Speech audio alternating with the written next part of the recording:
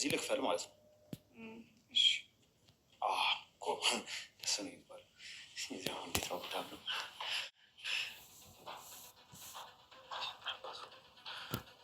ሄሎ መርዞ የት ነህ?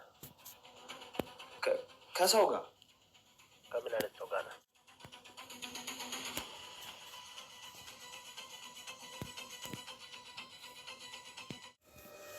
እና ቤት ግን ማን ነው? እናቴ ናት። ይሄ ግቢ በሷ ነበር የተመዘገበው። ከሷ ነው የነጠቀኝ። ስለዚህ ተጠራጥሯል ማለት ነው? አዎ ገና እኔም ሆይንም ያውቃል። አሁን እናቴ የት ነው ያለች? እናቴ ክፍለ ሀገር ነው ያለችው። አቤት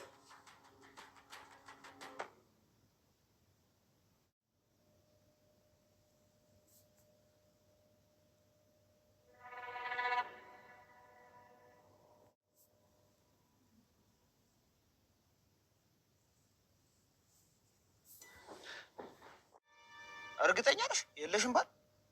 ኧረ የለኝም። እንትን ጠባብ ክፍል አለኝ። በነገራችን ላይ እኔ በትንሹ የማርፍባት ቤት አለችኝ። ብር የለኝም አልሽ ልበል? ለአንድ ወር አንተ አካፍልልኝ።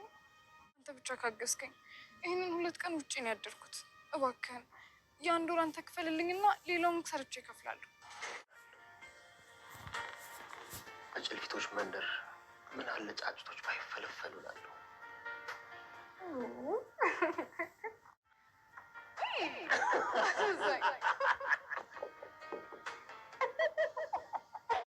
ላላው ከአክሊሉ ጋር እንግዲህ ለማምለጥ በዛም በዚህም ቢል በጭራሽ አልሆነለትም።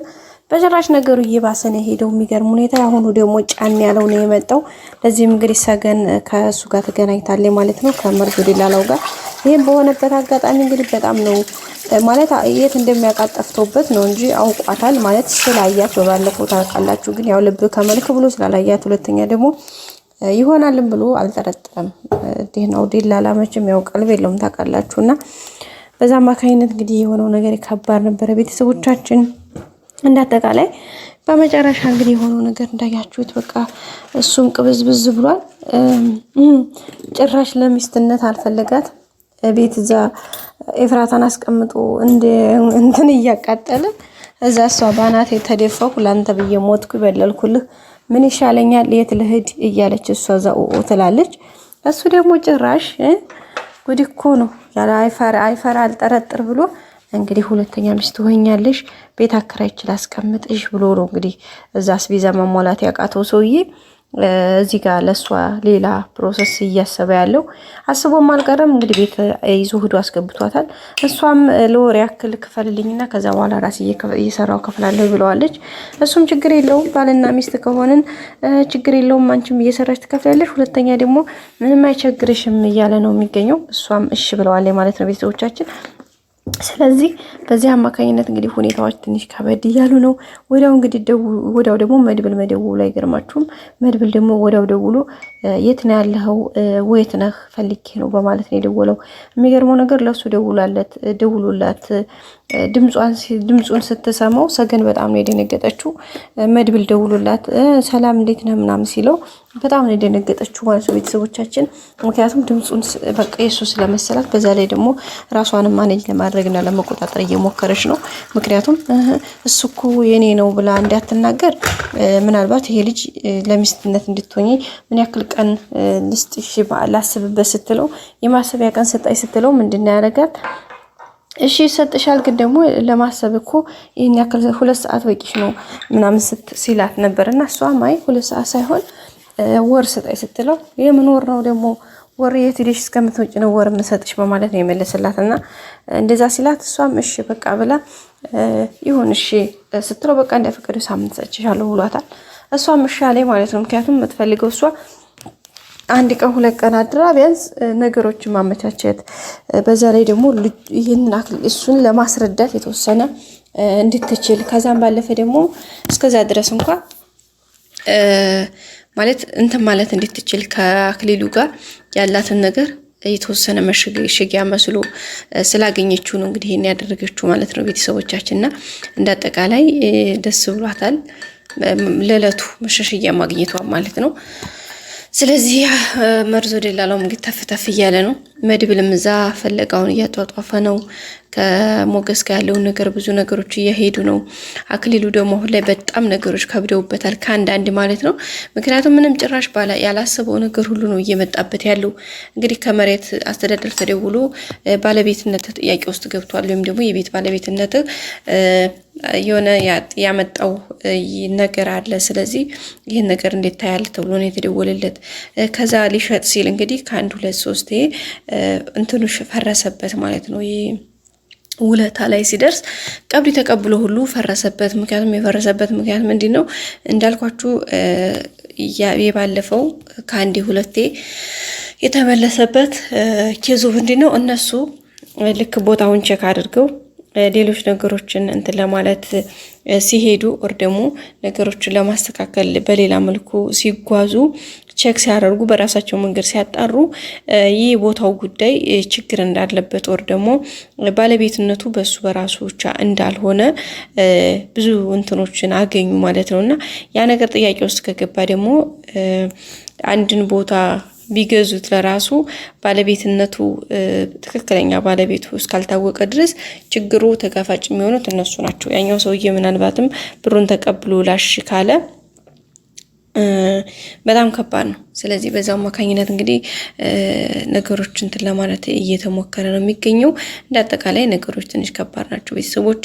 ግን ያው እግዚአብሔር ይመስገን የሆነው ነገር ሆኖ እንግዲህ ሁኔታዎች እንትን እያሉ ይገኛሉ ማለት ነው። ውድ ቤተሰቦቻችን ቀጣይ እንግዲህ ሁሉም ነገር አሪፍ መልካም እንደሚሆን ተስፋለን። እንትና ግን በጣም ደንግጧል። አክሊሉ አሁን ላይ በጣም ነው የደነገጠው። ድንጋጤ ምናምን የሚለው ብቻ ይህ ቀላል አይደለም እውነት ለመናገር ምክንያቱም በቃ እያንዳንዱ ነገር አሁን ከብዶታል። እዚህ ጋር የባለቤትነት ጥያቄ፣ ሁለተኛ እየተሰራ ያለው ነገር አልገባውም፣ ሶስተኛ ደግሞ ሰገን ቀብሬበታለሁኝ ወይ ደግሞ ሰገን ቀብራ ሙታለች ብሎ የቀበረበት መቃብሩ እንደተከፈተና ምርመራ እየተደረገበት እንደሆነ እንዲሁም በፖሊሶች እየታየ እንደሆነ ሲነገረው ሌላ 2 በቃ አይደለ የሞት ነው የተሰማው ማለት ነው ቤተሰቦቻችን። ምክንያቱም ያው ሁኔታው በጣም ከባድ እንደሆነ እዚህ ጋር ማመላከት ችሏል። ይህንንም ሲሰማ ደግሞ ጭራሽ የበለጥ ነገር ይሾ እንደከፋ ገብቶታል። አክሊሉ ተሸንፈሃል፣ አንተ እኮ ላይ አሸናፊ ነህ፣ ምንድነው እየሆነ ያለው ብሎ ግራ ገብቶታል። ቤትም እንግዲህ እነ ሞገስንም መጡ። ሞገስንም ስምህ ማን ነው የአባትህ ስም በማለት ነበር የጠየቀው። ሞገስም እንዴ ቤት እኮ ስከራይህ እኮ ተዋውለን እዛ ጋር ውለታው ላይ ስም ያለ ምን ለምን ጠየቅ አስፈለገ ሲለው ነበርና በቃ ለምን ደግሞ አትናገሩ በቃ ጠየቅኩን ብቻ መልስ እያለ ነበረ። እሱም እንግዲህ እሺ ስሜ ሞገስ ሙሉቀን ይባላል ብሎታል። ትክክለኛ ስምህ ነው? አዎ። ታዲያ እኔ ሌላ ስም አለኝ እንዴ እያለው ነበረ። ከዛ ትንሽ ቆጥቦ ምንድን ያለው እመቤት የምትባል ሴት ታውቃለህ ወይ ብሎ ነው የጠየቀው ማለት ነውና ሞገስ እንግዲህ ድንግጦ ነበረ በሰዓቱ። ድንግጥ ብሎ ግን ወዲያው መለሰና አረ እኔ ምናምን አላውቅም ምናምን ያለውና በጣም ደንግጧል። እሱም ቢሆን ግን በአክሊሉ የሆነ ነገር ብዙ ነገሮች እየጠረጠረ ነው። በቃ ግራ ገብቶታል። ምክንያቱም ያው የተለያዩ ቁስል ያለበት ውሻ እንደ ልቡ አይጮህም አይደል ነገሩ። የሆነ ነገር ካለባችሁ የሰው የሆነ ነገር ካለባችሁ በራሳችሁ በኮንፊደንስ እስከ መጨረሻ የማትሄዱበት ነገር ሲኖራችሁ ፍርሃት ይላችኋል፣ ያቅበዘብዛችኋል።